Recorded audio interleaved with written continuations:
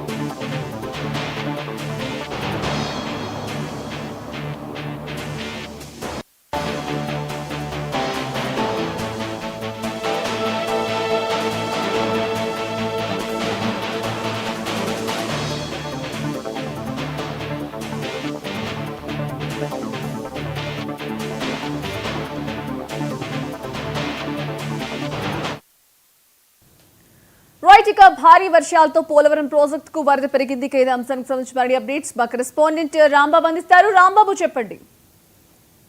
Thank you Sanjana. నుంచి వస్తున్న ఎగువ నుంచి వస్తున్న వడపోటు తోడుగా 2 రోజులుగా కురుస్తున్న భారీ వర్షాలకు వాగులు వంకలో పంపి ప్రవహిస్తూ గోదావరి నదిలో కలవడంతో పోలవరం ప్రాజెక్టు వద్ద మళ్ళీ పెరుగుతూ ఉపరూపం దాల్చిందని కూడా చెప్పవచ్చు. గత కొద్ది రోజుల క్రితం గోదావరి ఉపరూపం దాల్చిన పరిస్థితుల్లో ముంపు మండలాలు ప్రజలను ప్రస్తుత ప్రాంతాలకు గోదావరి కేంద్రాలకు తరలించారు. గోదావరి కాస్త తగ్గుముఖం పట్టింది. మళ్ళీ ప్రజలందరూ బొమ్మండలకు ఇచ్చిన క్రమంలో గోదావరి ఉధృతి మళ్ళీ పెరిగింది. పోలవరం ప్రాజెక్టు దగ్గర చూస్తున్నట్టయితే ప్రాజెక్టు స్పిల్వే నీటి మట్టం 30.640 మీటర్లు నమోదైంది. అదే దిగువ దగ్గర చూస్తున్నట్టయితే 21.690 మీటర్లు కూడా నమోదైన పరిస్థితి. అదే కాపర్ డ్యామ్ ఎగువన 31 మీటర్ల 140 మీటర్లు, అదే రకంగా దిగువ చూసుకుంటే 21.240 మీటర్లు కూడా నమోదైంది. అయితే ఈ వరద ఉధృతి మొత్తం 48 ప్రాజెక్టు వద్ద ఉన్న 43 రేడియోల ద్వారా 6 లక్షల గోదావరి జిల్లాలను దిగువ పెట్టి అధిక పరిస్థితి ఉంది. గత కొద్ది రోజుల కూడా గోదావరి ఉపరూపంలోకి తగ్గుముఖి ఎగువ నుంచి వస్తున్న వరదలు అదే రకంగా 2 రోజులు ఉత్సాహంగా చూసిన వర్షాలకు వాకులు వంకలు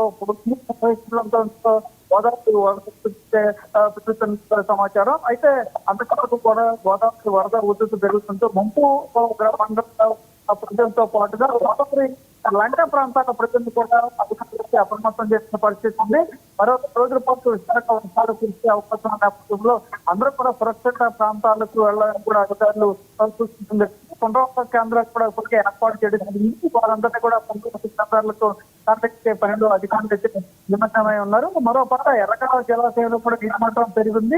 అలాగే జలాశయం కూడా పెరిగింది. మొత్తం చూసుకుంటే జిల్లాలో జలాశయాలు కూడా ఒక పోలవరం వరద ఉధృతితో పాటు జిల్లాలో ఉన్న జలాశయాలన్నీ కూడా పూర్తిగా గడ్డుకుండా మారిన పరిస్థితి ఉంది. మరో రోజుల పాటు వర్షాలు కురుస్తున్న నేపథ్యంలో ఖచ్చితంగా వాళ్ళ దిగువ ప్రాంతాల ప్రజలందరూ కూడా కొట్టాలంటూ కూడా అధికారులు ఆదేశాలు అయితే జారీ చేశారు. దానికి సంబంధించిన కంట్రోల్ రూమ్ కూడా ఏర్పాటు చేశారు. పునరావాస కేంద్రాలు కూడా ఏర్పాటు చేసి జిల్లా యంత్రాంగం అంతా కూడా అప్రమత్తంగా ఉందని కూడా చెప్పుకోవచ్చు. రాంబాబు చెప్పండి, ఇక ఈ వర్షాలు ఇంకా ఎన్ని రోజులు కొనసాగే అవకాశం ఉంది? మరోవైపు లోతట్టు ప్రాంత ప్రజల్ని అప్రమత్తం అయితే చేశారు. సో వారికి సంబంధించి ఎటువంటి జాగ్రత్తలు తీసుకుంటున్నారు? మరో 2 రోజుల పాటు వర్షాలు వచ్చే అవకాశం ఉన్న నేపథ్యంలో ఖచ్చితంగా అధికారులు అయితే పునరావాస కేంద్రాలు ఏర్పాటు చేయడం కాకుండా పల్ల ప్రాంతాల ప్రజలను సురక్షిత ప్రాంతాలకు తరలించేందుకు అన్ని ఏర్పాట్లు చేసిన పరిస్థితి. ఎందుకంటే వారం రోజుల క్రితం గోదావరి వరద ఉధృతి అదే రకంగా వర్షాల కారణంగా పల్ల ప్రాంతాల ప్రజలను ప్రాంతాలు తరలించారు. అదంతా కూడా 2 రోజుల నుంచి గోదావరి వర్షాలు తగ్గడంతో మరి వాళ్ళ గమ్యస్థానాలకైతే వారి యొక్క ప్రాంతాలకు చేరుకున్నారు. మళ్ళీ అల్పపీడనం ఏర్పడటం, అల్పపీడనం తుఫాన్ ప్రభావం నేపథ్యంలో 2 రోజులుగా విస్తారంగా వర్షాలు కురవటం అదే రకంగా పైన కూడా అటు ఏదైతే పైన తెలంగాణ కానీ మహారాష్ట్ర కానీ కూర్చున్న వర్షాలకు మరోసారి గోదావరి కలిసిన నేపథ్యంలో అటు పోలవరం దగ్గర ఉధృతులు పెరగడంతో ఏదైతే ముంపు మండలం ఉప్పునూరు వేలేరు గోదావరి పోలవరం ప్రాజెక్టు ముంపు మండల ప్రజలను సురక్షిత ప్రాంతాల్లో తరలించేందుకు అన్ని ఏర్పాట్లు కూడా చేసిన పరిస్థితి ఉంది. అదే రకంగా పునరావాస కేంద్రాల్లో వారికి నిత్యావసర సరుకులు కూడా అందుబాటులో ఉంటుంది. అదే రకంగా గోదావరి లక్క గ్రామాల్లో ప్రజలను కూడా సురక్షిత ప్రాంతాలకు తరలించేందుకు అధికారులు అయితే అన్ని ఏర్పాట్లు కూడా చేశారు. తమిళేరు జలాశయం కానీ అన్ని గొప్పలుగా వస్తున్న వర్షాలకు అన్ని కూడా నిండుకుంటున్న మారిన నేపథ్యంలో పల్ల ప్రాంతాలను ప్రజలను సురక్షిత ప్రాంతాలకు ఖచ్చితంగా తరలి వెళ్లాలంటూ కూడా అధికారులు అయితే ఇప్పటికే ఆదేశాలు అయితే జారీ చేశారు. మరో 2 రోజుల పాటు విస్తారంగా వర్షాలు కురిసే అవకాశం ఉన్న నేపథ్యంలో అధికారులు జిల్లా యంత్రాంగం పూర్తిగా అప్రమత్తమైంది. పల్లపు లోతట్టు ప్రాంతాలకు ముందే గుర్తించారు. అదే రకంగా వారి కోసం పునరావాస కేంద్రాలు కూడా ఏర్పాటు చేశారు. జిల్లా అధికార యంత్రాంగం అంతా అప్రమత్తంగా ఉందని కూడా చెప్పుకొస్తుంది. Okay right, thank you for the update.